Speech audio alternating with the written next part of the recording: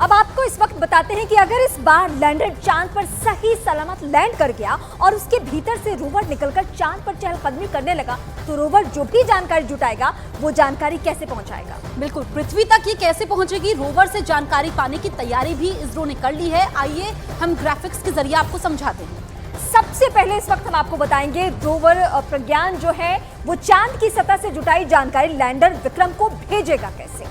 बिल्कुल, तो एक एक करके हम आपको ग्राफिक्स के जरिए बताएंगे कि किस तरीके से जो है रोवर वो कैसे इसरो तक जानकारी पहुंचाएगा। और ये जो प्रक्रिया है जो हम आपको बताने वाले हैं, दरअसल ये बेहद दिलचस्प हो जाती है एक एक करके। अब आप ये समझिए कि लैंडर से पहले रोवर बाहर निकलेगा और रोवर जब चांद की सतह पर ये चहलकदमी करेगा, आप देखिए, तो ये सबसे जरूरी है, अहम प्रक्रिया है जो कल शाम को होने वाली है। अब ये रोवर प्रज्ञान है।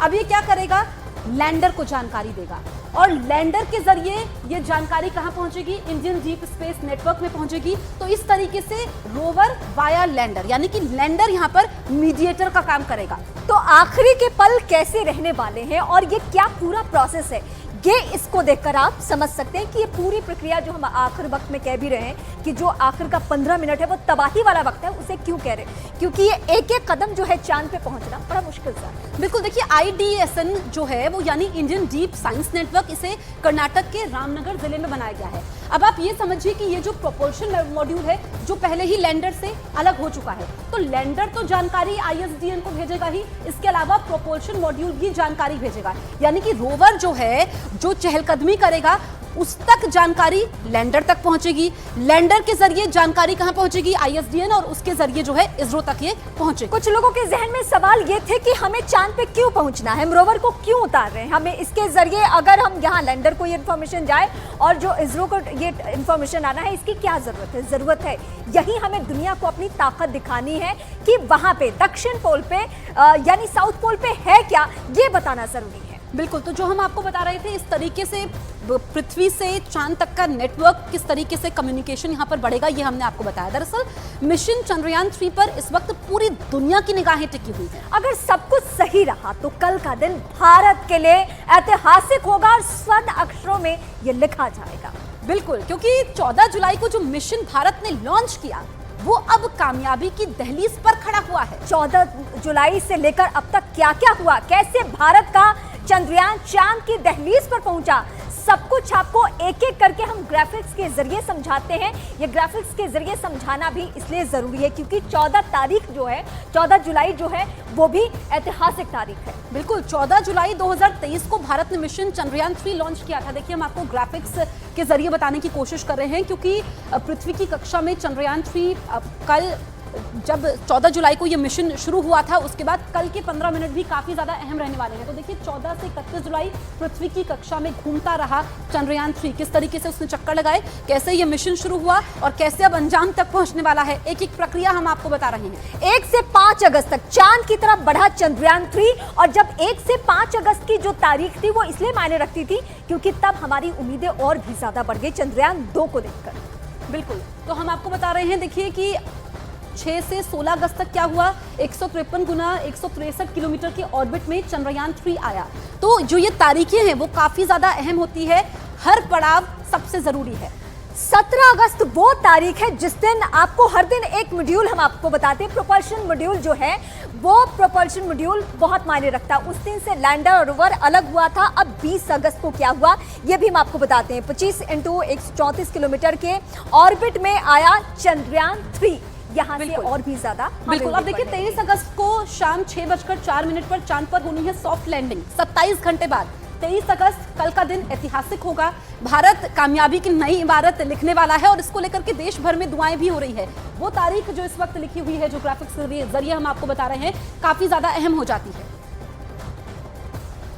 चंद्रयान 3 के लिए सॉफ्ट लैंडिंग से पहले नेहरू तारामंडल में खास इंतजाम भी किए गए हैं। यहाँ काउंटडाउन की स्क्रीन लगाई गई है जिसमें लैंडिंग, बर्न और टचडाउन का समय दिखाई दे रहा है। इस वक्त हम नेहरू प्लानिटेरियम में मौजूद हैं। प्रेरणा चंद्रा जो कि प्रोजेक्ट मैनेजर हैं वो भी यहाँ पर हमारे साथ हैं।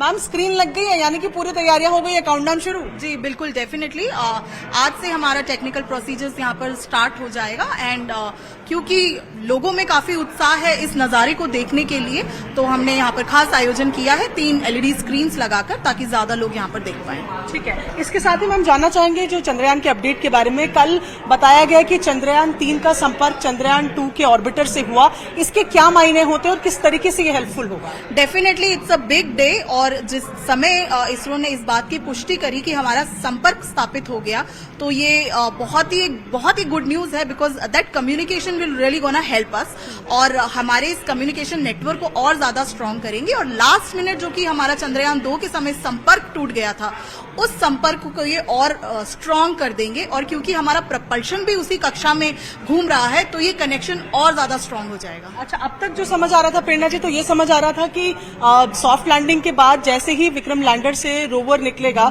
और रोवर जब रोविंग करेगा तो वो जो डेटा इकट्ठा करेगा वो विक्रम लैंडर को देगा, विक्रम लैंडर उसको अर्थ स्टेशन पे भेजेगा। तो क्या चंद्रयान 2 के ऑर्बिटर से कनेक्शन होने के बाद इस प्रक्रिया में कोई चेंज होगा? नहीं, प्रक्रिया में कोई चेंज नहीं होगा, बट ऑर्बिटर जो है हमारे को एक्स्ट्रा सिग्नल्स जो है वो प्रोवाइड करेगा, क्योंकि वो ऑलरेडी उस कक्षा में है और उसने संपर्क स्थापित कर लिया है, जैसा इसरो ने कल के ट्वीट में हमें बताया, तो वो एक एडिड एडवांटेज रहेगा। चंद्रयान 3 की सफल लैंडिंग के लिए इस बार वैज्ञानिकों ने खास इंतजाम किए हैं। आपको ग्राफिक्स के जरिए दिखाते हैं कि आखिर 23 तारीख को चंद्रयान 3 चांद की सतह पर नहीं उतरा तो आगे क्या होगा। देखिए, प्लान के मुताबिक चंद्रयान 3 कल शाम 6:04 पर चांद पर उतरेगा और चंद्रमा पर उतरने से 2 घंटे पहले चंद्रयान 3 के लैंडिंग मॉड्यूल को इसके निर्देश भेजे जाएंगे। अगर चांद की सतह पर सब कुछ ठीक रहा तो सॉफ्ट लैंडिंग करवाई जाएगी, और ये निर्णय लैंडर मॉड्यूल की सेहत, टेलीमेट्री डेटा और चंद्रमा की स्थिति पर आधारित होगा। और अगर उस समय कोई ऐसी वजह सामने आती है जो चंद्रयान 3 को उतारने के लिए अनुकूल नहीं लगती है, तो लैंडिंग को टालकर 23 अगस्त तक के लिए निर्धारित कर दिया जाएगा। अब आपको इस वक्त दिखाते हैं चंद्रयान 3 से जुड़ी हुई 10 बड़ी खबरें।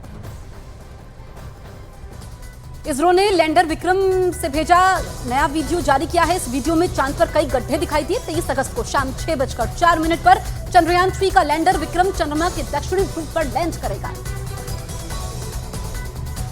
चंद्रयान 3 की लैंडिंग चांद के दक्षिण ध्रुव पर होगी। दक्षिणी ध्रुव पर सफलतापूर्वक लैंडिंग होने पर भारत पहला देश बन जाएगा जो चांद के साउथ पोल को छुएगा। 23 अगस्त को चंद्रयान 3 की लैंडिंग की अनुकूल स्थिति नहीं मिलती तो वैज्ञानिक लैंडिंग को टालने का फैसला ले सकते हैं और फिर लैंडिंग की अगली तारीख 27 अगस्त तय की जाएगी। इसरो वैज्ञानिक विक्रम लैंडर की हर गतिविधि पर नजर रखे हुए हैं और चांद से आई तस्वीरों का भी बारीकी के साथ अध्ययन किया जा रहा है, जिससे लैंडिंग को सफलतापूर्वक कराया जा सके। विक्रम लैंडर जिस समय चांद की सतह पर उतरेगा उस समय उसकी गति 2 मीटर प्रति सेकंड के आसपास होगी। जिस समय विक्रम लैंडर को चांद पर लैंड कराया जाएगा उस वक्त चांद पर सुबह होगी। दिन में लैंड करने से लैंडर और रोवर सर्व ऊर्जा का इस्तेमाल कर सकेंगे। विक्रम लैंडर और प्रज्ञान रोवर इस तरह से डिजाइन किए गए हैं कि वो सूरज की रोशनी से ऊर्जा लेकर चंद्रमा पर एक दिन बिता सके। चंद्रमा का एक दिन धरती के 14 दिन के बराबर होते हैं। चंद्रयान 3 का लैंडर विक्रम अपने कैमरे LHDAC से चांद की सतह पर सॉफ्ट लैंडिंग की जगह ढूंढ रहा है। विक्रम में लगा कैमरा खतरे का पता लगाने और बचाव में सक्षम है। चंद्रयान 3 की सफलता के लिए देश में प्रार्थना का दौर जारी है। प्रयागराज में श्रीमठ बाघंबरी गद्दी में संतों ने हवन और रुद्राभिषेक किया। वहीं वाराणसी में भी लोगों ने हवन और पूजा की। 23 अगस्त को उत्तर प्रदेश के सब स्कूलों में बच्चों को चंद्रयान 3 का लाइव प्रसारण दिखाया जाएगा। उत्तर प्रदेश में पहली बार शाम को स्कूलों को खोला गया है। चंद्रमा की सतह पर सॉफ्ट लैंडिंग किसी भी मून मिशन का सबसे मुश्किल वक्त होता है। स्पेस साइंस में सॉफ्ट लैंडिंग के लिए आखिरी 15 मिनट तबाही का वक्त कहा जाता है, क्योंकि चंद्र मॉड्यूल की सॉफ्ट लैंडिंग का अर्थ है 6000 किलोमीटर प्रति घंटा की रफ्तार से चांद की तरफ बढ़ते चंद्रयान को कम करते हुए शून्य तक ले जाना, और ये काम बहुत ही मुश्किल होता है।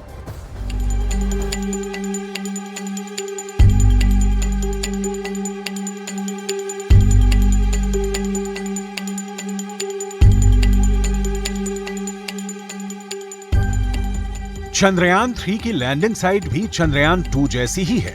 इस बार भी लैंडिंग साइट चांद का दक्षिणी ध्रुव का इलाका है, चंद्रमा के दक्षिणी ध्रुव के पास 70 डिग्री अक्षांश पर।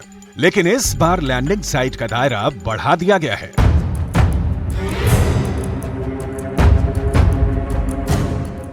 चंद्रयान 2 की landing site 500 metre into 500 metre थी। चंद्रयान 3 में landing site 4 kilometre into 2.5 kilometre है। चंद्रयान 2 को लगभग 4 साल पहले 22 जुलाई 2019 को चंद्रमा की ओर भेजा गया था, लेकिन यह चांद की सतह पर सफल लैंडिंग करने में नाकाम रहा था। जब लैंडर चंद्रमा की सतह से सिर्फ 2 किलोमीटर दूर था, तब उसका संपर्क कंट्रोल रूम से टूट गया था।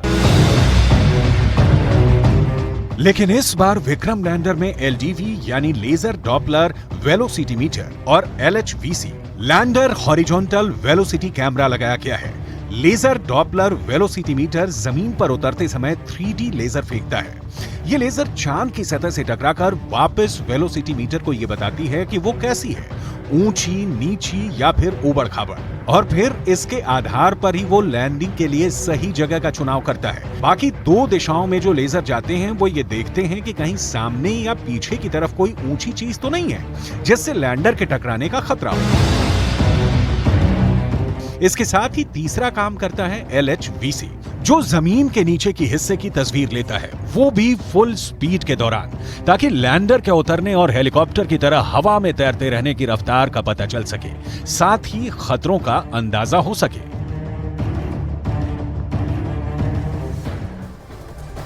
अब आपको बताते हैं कि अगर इस बार लैंडर चांद पर सही सलामत लैंड कर गया और उसके भीतर से रोवर निकलकर चांद पर चहलकदमी करने लगा तो आगे क्या होगा? आगे जो जानकारी मिलेगी वो इस वक्त हम आपको बता रहे हैं। पृथ्वी तक कैसे पहुंचने वाली है, रोवर से जानकारी पाने की तैयारी इसरो ने कर रखी है। आइए से हम ग्राफिक्स के जरिए एक एक करके दिखाते हैं। तो सबसे पहले रोवर प्रज्ञान चांद की सतह से जुटाई जानकारी लैंडर विक्रम को भेजेगा। अब लैंडर विक्रम इस जानकारी को सीधे पृथ्वी पर मौजूद IDSN को भेजेगा। IDSN यानी इंडियन डीप साइंस नेटवर्क, इसे कर्नाटक के रामनगर जिले में बनाया गया है। इसे अंतरिक्ष में सिग्नल भेजने और रिसीव करने के लिए बनाया गया है। लैंडर के अलावा चांद का चक्कर लगा रहा प्रोपल्शन मॉड्यूल भी IDSN से कनेक्ट रहेगा और संदेश भेजता रहेगा। और आखिर में लैंडर से मिले संदेश को IDSN इसरो हेडक्वार्टर को भेजेगा। इस तरह से चांद से पृथ्वी के बीच कम्युनिकेशन नेटवर्क स्थापित किया जाएगा। तो हमने आपको बताया किस तरीके से कम्युनिकेशन होगा, यानी कि रोवर जो कि चांद की सतह पर चहलकदमी करेगा, अब रोवर के जरिए पृथ्वी तक जानकारी कैसे पहुंचेगी, तो वो लैंडर के जरिए पहुंचेगी। लैंडर IDSN से कनेक्ट रहेगा और प्रोपल्शन मॉड्यूल जो पहले से मौजूद है वो भी जानकारी यहां पर देता रहेगा, जिससे पृथ्वी से संपर्क स्थापित होगा। इस ग्राफिक्स को देखकर आप समझ सकते हैं कि ये हम आपको दरअसल चांद की ही दुनिया के बारे में बता रहे हैं कि चांद कैसा है, वहां पे जो ये पूरा प्रोसेस होना है उससे पहले क्या क्या कदम उठाए जाने हैं, जो आखिरी वक्त की घड़ी है वो क्यों बहुत ज्यादा मायने रखती है, वो सब एक एक करके बता रहे हैं आपको। चांद से जानकारी कैसे भेजी जाएगी ये तो आपने समझ लिया, लेकिन आपके जहन में सवाल उठेगा कि इसरो ने लैंडिंग के लिए चांद का दक्षिणी ध्रुव ही आखिर क्यों चुना? वहां ऐसा क्या है? चांद के दक्षिणी ध्रुव का रहस्य क्या है? क्या वो धरती के दक्षिणी ध्रुव जैसा ही है या फिर उससे अलग? इस रिपोर्ट के जरिए देखिए।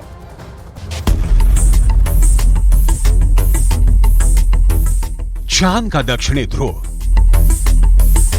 चंद्रमा का यह हिस्सा उसका सबसे ठंडा इलाका है, क्योंकि यहां सूरज की रोशनी बहुत कम पहुंचती है। सूरज की किरण तिरछी पड़ने की वजह से चांद के दक्षिणी ध्रुव के ज्यादातर हिस्सों पर काफी अंधेरा रहता है। यही वजह है कि वहां का तापमान भी काफी कम होता है। अमेरिकी स्पेस एजेंसी नासा की एक रिपोर्ट के मुताबिक दक्षिणी ध्रुव के कुछ हिस्सों पर सूरज की रोशनी आती है। जहां सूरज का प्रकाश पहुंचता है वहां का तापमान करीब 54 डिग्री सेल्सियस रहता है, लेकिन चांद के दक्षिणी ध्रुव के ज्यादातर हिस्सों पर सूरज की रोशनी नहीं पड़ती। इस वजह से वहां का तापमान -248 डिग्री सेल्सियस तक पहुंच जाता है। नासा के मुताबिक चांद के दक्षिणी ध्रुव पर बर्फ है। बर्फ के साथ दूसरे कई प्राकृतिक संसाधन भी हो सकते हैं। साल 1998 में नासा ने मून मिशन के तहत ये बताया था कि दक्षिणी ध्रुव पर हाइड्रोजन है। नासा का दावा है कि अधिक मात्रा में हाइड्रोजन होने की वजह से वहां बर्फ होने की संभावना है। इसके अलावा चांद के दक्षिणी ध्रुव पर बड़े बड़े पहाड़ और कई गड्ढे हैं। नासा की माने तो चांद के दक्षिणी सतह पर कई सारे गड्ढे ऐसे भी हैं जहां अरबों साल से सूरज की रोशनी नहीं पड़ी है। ऐसे में चंद्रयान 3 का चंद्रमा के ऐसे इलाके में जाना और जानकारी जुटाना अब तक के हुए सभी मून मिशन के बीच मील के पत्थर जैसे है। हिंदुस्तान इतिहास रचने की बेहद करीब है। विक्रम की सॉफ्ट लैंडिंग की तैयारियां शुरू हो चुकी हैं। देश भर में चंद्रयान के कामयाब होने की दुआएं मांगी जा रही हैं। मिशन चंद्रयान को सफल बनाने के लिए इसरो के साथ अब नासा और यूरोपियन स्पेस एजेंसी भी आ गई है और इस मिशन में अपने अपने स्पेस स्टेशन से मदद का दावा कर रही है।